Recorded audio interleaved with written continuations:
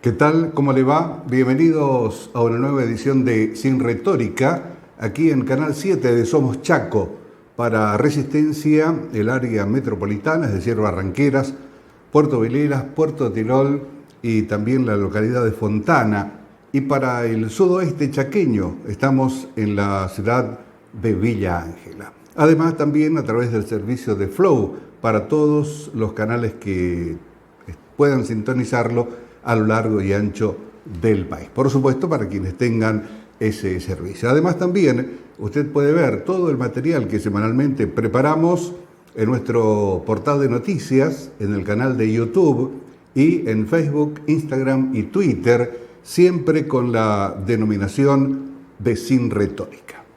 Y esta semana, ya en la finalización del mes de octubre, tenemos, como siempre, el programa dividido en dos partes. En la segunda de ellas estaremos con un tema que desde hace ya bastante tiempo ocupa la atención de un gran sector de la población, fundamentalmente aquellos que están ligados al ambiente y a su preservación, como lo es el de los humedales. Usted lo habrá escuchado y seguramente se habrá interiorizado, o no tanto, de este tema.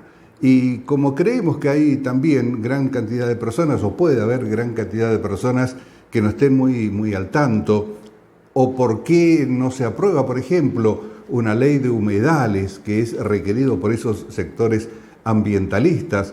Ya tuvo dos proyectos que fueron aprobados en la Cámara Baja de la Nación, pero que posteriormente perdieron estado parlamentario. En este 2022 se tratará nuevamente de convertirlo en ley. Hay varios proyectos y también hay bastante oposición en algunas provincias, sobre todo en aquellas que tienen humedales como lo son las del noreste de nuestro país, Chaco, Formosa, Misiones, pero no son las únicas regiones que lo poseen, sino que hay diferentes tipos de humedales. Para conocer esos aspectos y también aquellos políticos y, por qué no, ideológicos que están detrás de este tema, es que en la segunda parte tendremos la entrevista con un experto.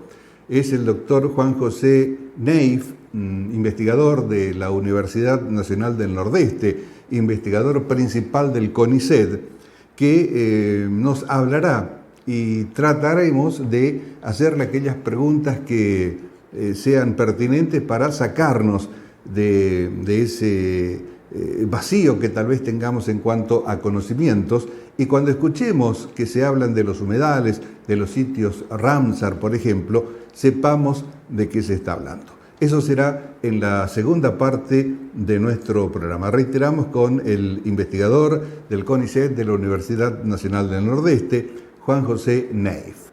Una pausa y en el próximo bloque estaremos con la entrevista con el experto en ambiente, el investigador del CONICET y de la Universidad Nacional del Nordeste, Juan José Neif, quien nos hablará de humedales. Hola doctor, ¿cómo le va? ¿Cómo está usted? Muchas gracias por atendernos. Gracias a ustedes. Muy bien.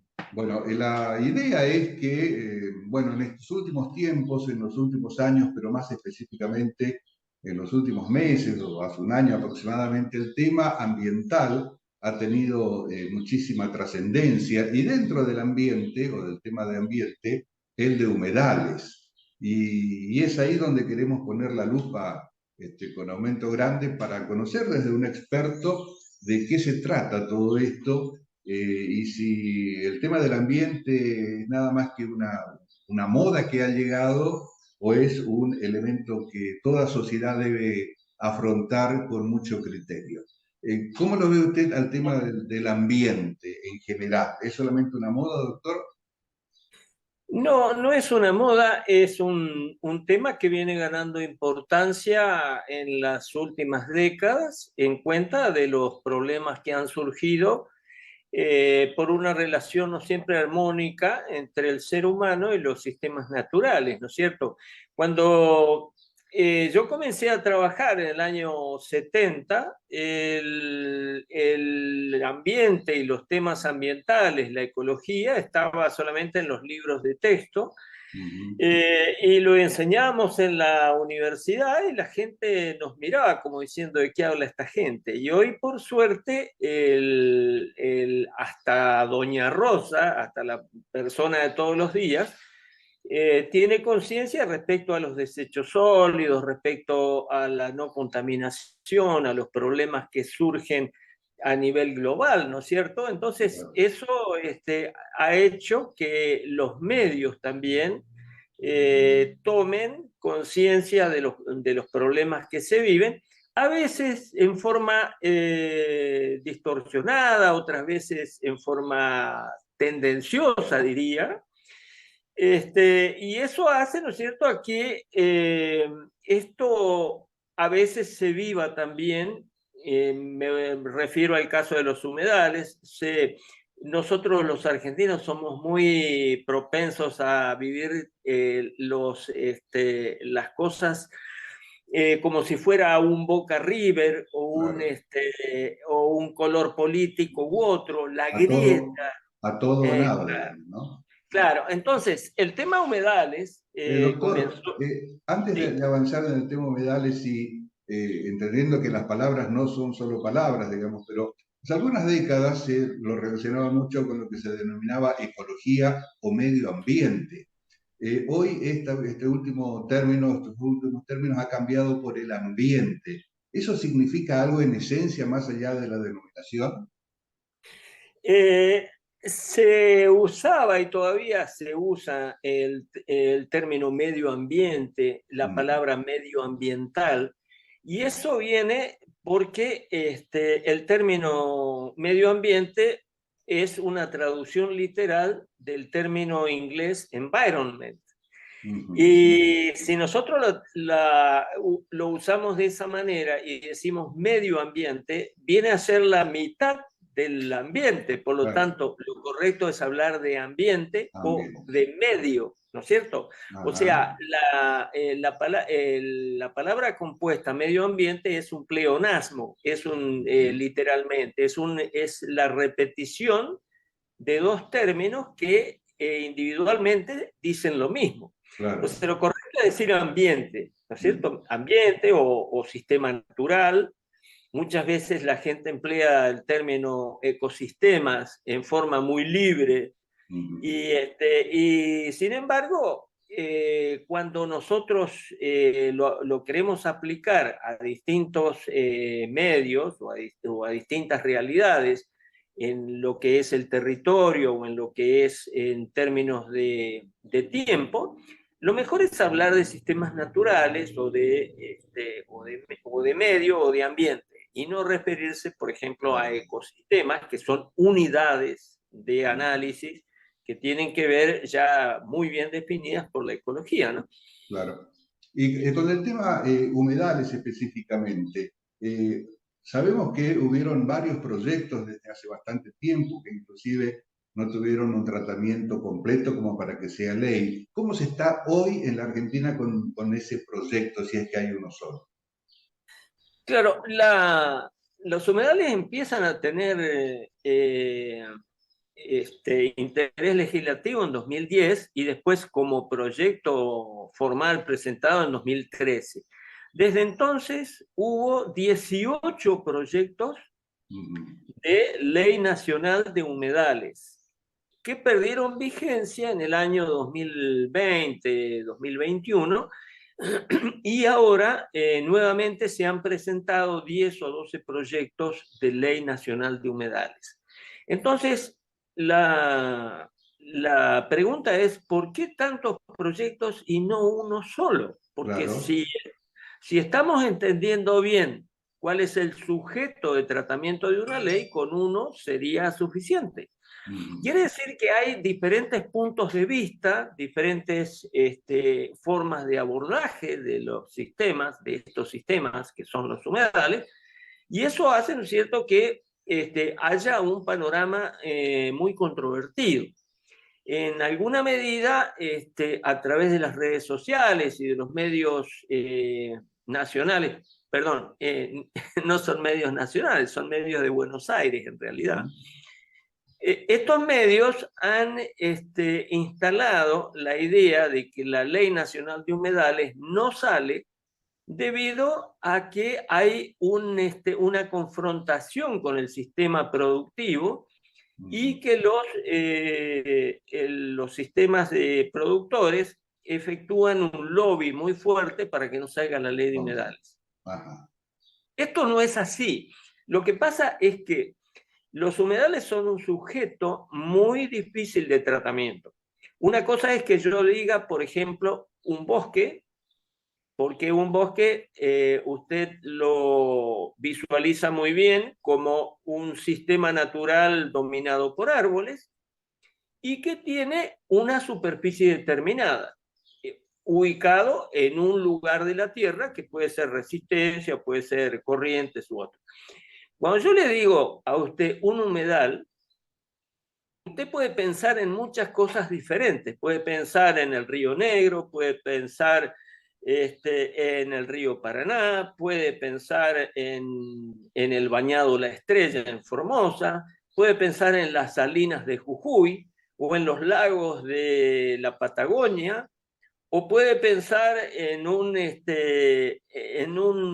espejo de agua que tiene tal vez 1 metro de diámetro. Todos esos son humedales. O sea, es un sujeto polifacético, un sujeto complejo en sí, que tiene diferentes características estructurales, diferentes características funcionales, diferente organización, diferente historia, y que también tiene otro problema muy serio, que es la variación en el tiempo.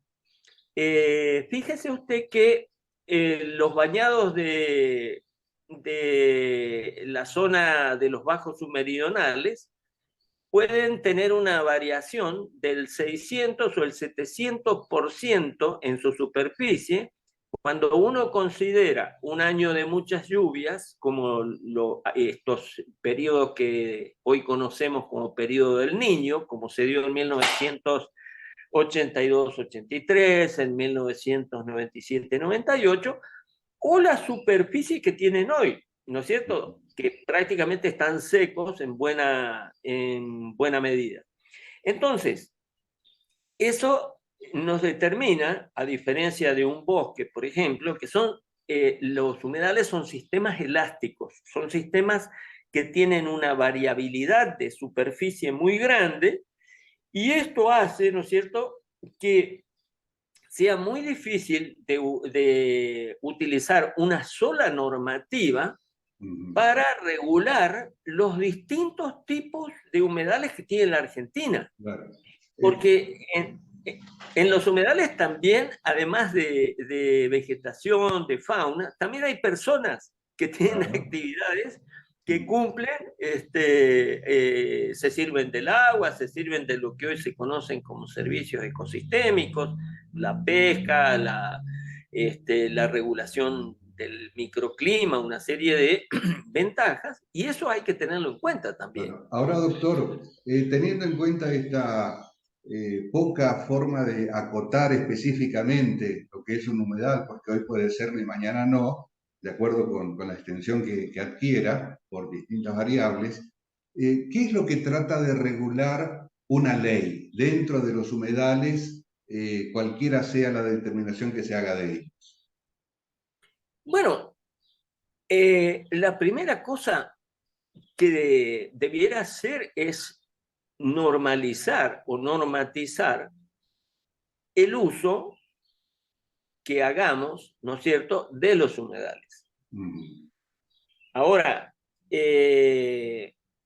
eso está bien si conocemos bien a los humedales y si conocemos bien lo que tenemos, la superficie de los humedales, cómo son, cómo funciona y todo lo más, y después hagamos una ley.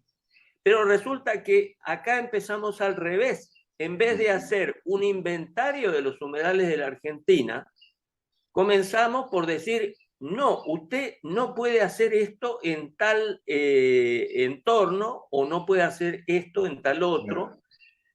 Y creamos algo que se llama el Fondo Nacional de Humedales, que es un impuesto adicional que vamos a pagar todos y que es el 0,3% del presupuesto nacional, no son monedas. Claro. Entonces, doña Rosa sabe que si tiene que manejar la compra del mes, lo primero que va a hacer es ir a su alacena y ver qué es lo que tiene y qué es lo que le falta. Y después de eso va a programar cómo lo va a manejar. Claro. Aquí empezaron al revés, ¿no es cierto? Entonces, no es el caso de todas las provincias. Corrientes, por ejemplo, empezó por su inventario provincial de humedales, que ya lo tiene terminado y está a tratamiento del Senado, ¿no es cierto? El Y Senado bueno, provincial. es el inventario provincial de Ah, humedales, ¿no es cierto? Inventario que se hizo en un periodo menor de un año durante el periodo de pandemia y utilizando la experiencia acumulada por nosotros durante varias décadas, es decir, sabiendo cómo definir a los humedales, cómo identificarlos claro. y viendo cuál es el estado actual de esos humedales, si realmente están deteriorados o no, y qué es lo que se puede hacer, qué prácticas se pueden permitir y cuáles no. Ahora, doctor, una consulta. Supongamos que se sancione una ley de humedales, ¿no? Proyecto, ley, confirmado.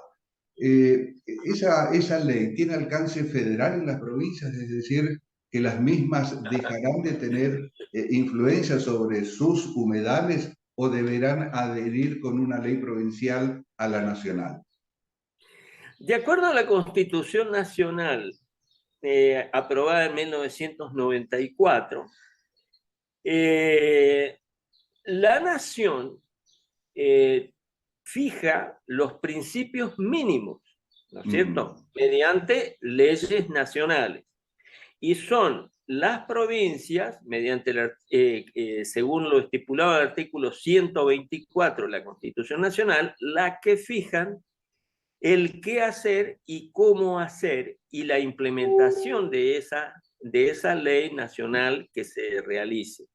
sí, El sí. problema es que los proyectos presentados, algunos o la mayoría de ellos, trascienden de lo que son principios mínimos y realmente lo que están fijando son principios máximos y las provincias tienen que aceptar y acatar este tipo de cosas.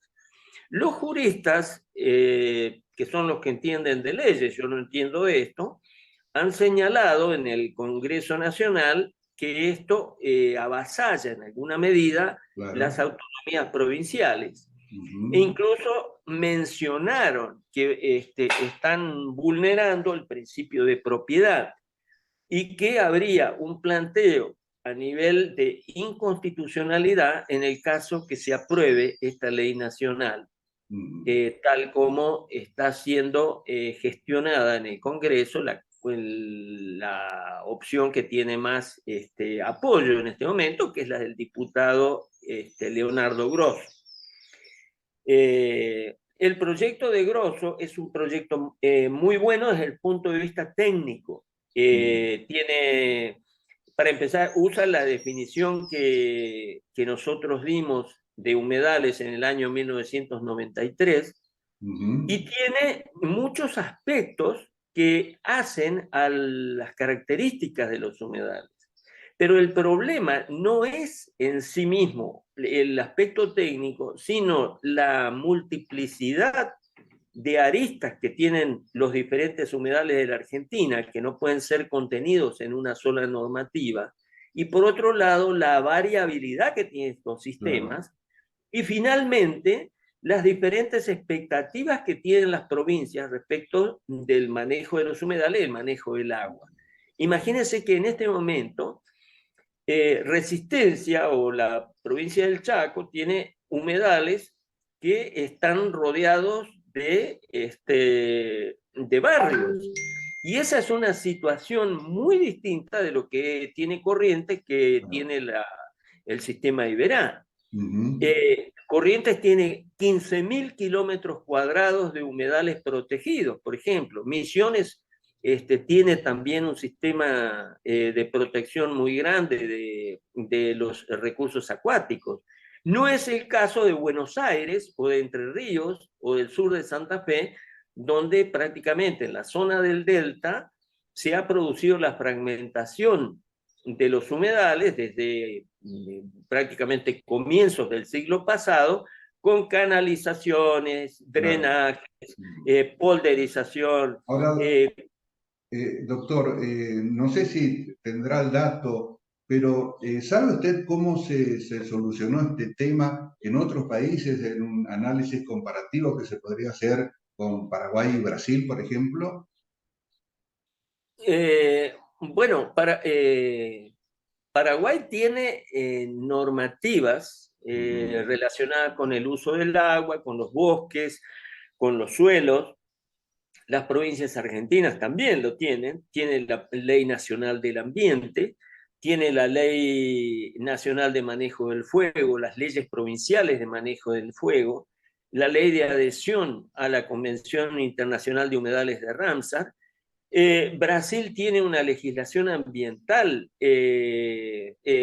con ordenamiento territorial y demás, pero no tienen una ley de humedales, una ley nacional de humedales como pretendemos nosotros establecer acá. Es posible que en el último tiempo ya esté, pero hasta donde desconozco no. Ahora, otra consulta. Usted mencionó a Ramsar, ¿no? Que es, creo, usted me corregirá, un congreso internacional al cual adhirió Argentina sobre este tema. ¿Es el único organismo a nivel internacional que rige sobre el mismo o hay otras instituciones u organismos? Ramsar es el organismo tradicionalmente más fuerte que hay en el tema de humedales. Es una organización internacional, una organización privada, ¿no es cierto? Una ONG que se formó en el año 1970 y en el 71 se realiza la convención de Ramsar en Irán, justamente en la ciudad de Ramsar, porque un grupo de ornitólogos, de estudiosos de aves, interpretaban que los humedales estaban siendo destruidos y que las aves migratorias iban a tener problemas, se iban a extinguir buena parte de las aves migratorias. O sea, tengamos en cuenta esto. Ramsar no fue una organización de países, sino que al comienzo fue una organización de estudiosos de aves, ¿no es cierto? Por lo tanto, tiene un sesgo, la definición de humedales de Ramsar tiene un sesgo que hace que no sea aplicable en la mayor parte de los países, a pesar de que la Argentina y otros países estén adheridos. Claro. Incluso la ley, el proyecto de ley de Grosso no usa la definición de Ramsar, porque es inaplicable, porque todo sería un humedal, ¿no es cierto? Porque ¿Y cuál usa, doctor? Grosso usa la definición que dimos nosotros el año 93, que después la toma el COFEMA, ¿no es cierto?, con una pequeña modificación, la modificación de un par de términos, y es la definición que también usa el INTA en su inventario nacional de humedales, ¿no es cierto? Entonces,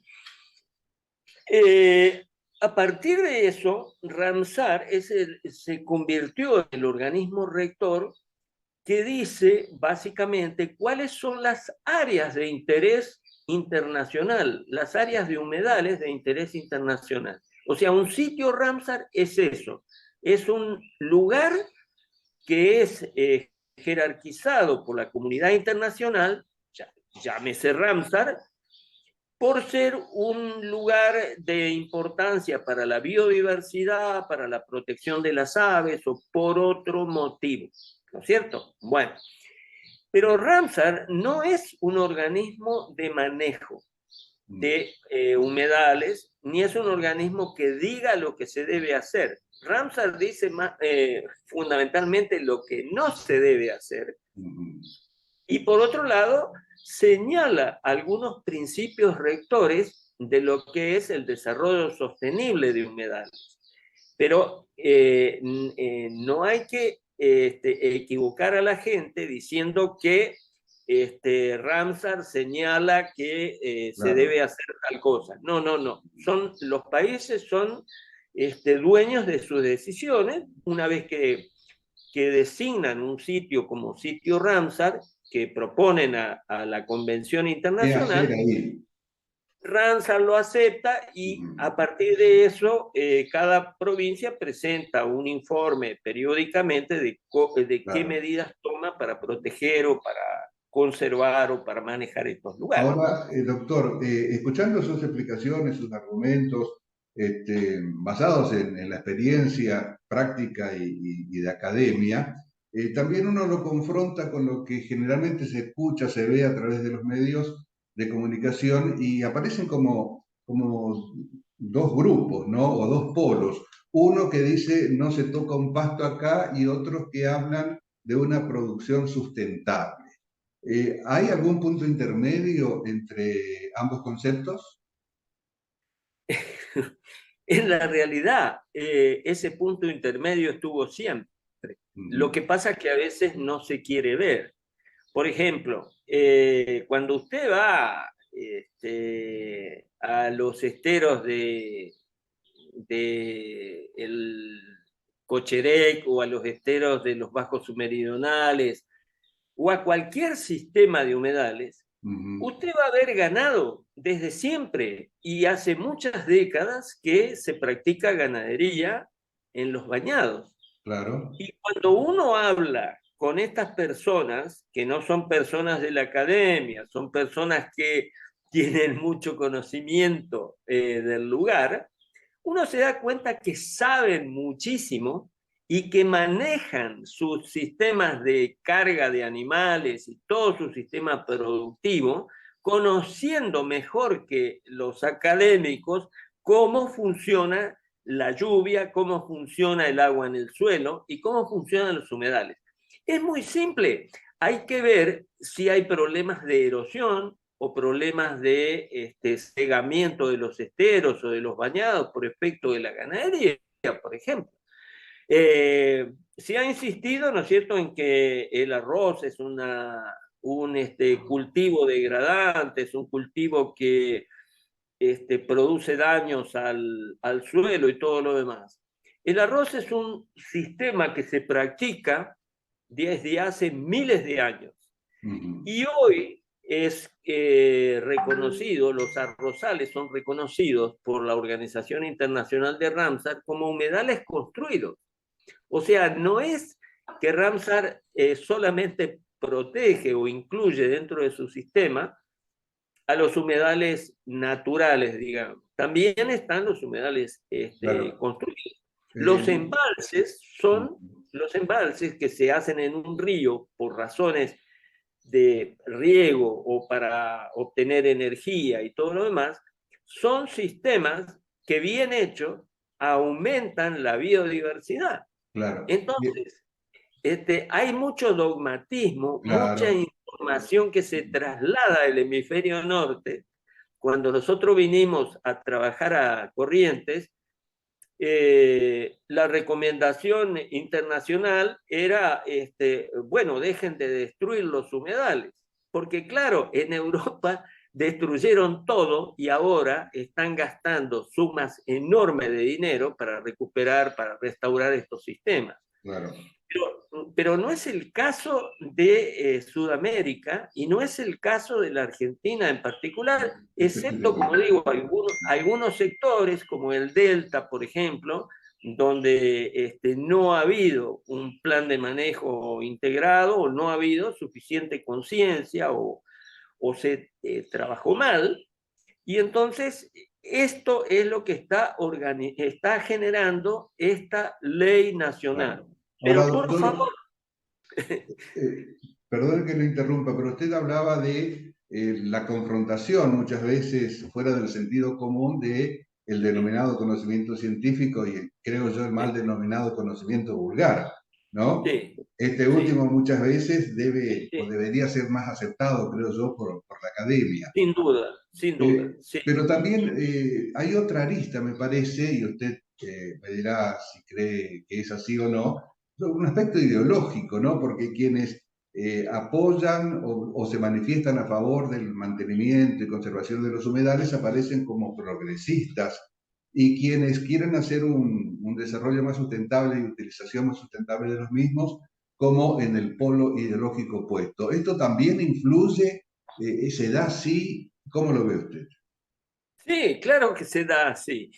Se da así y se maneja con Mm, herramientas que son en cierta medida perversas, mm, porque el uso de las redes ha generado notas o ha generado acciones que después han sido magnificadas en los medios de Buenos Aires y han llevado a embaucar a una cantidad de gente, ¿no es cierto? Diciéndole, por ejemplo, tenemos que sacar la Ley Nacional de Humedales porque de esta manera vamos a terminar con los incendios.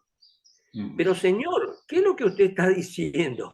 Existe una ley, una ley nacional de manejo ambiental, existen leyes de manejo del fuego, existen las normativas, leyes sobran, lo que falta es que los argentinos nos acostumbremos a cumplir con esas leyes.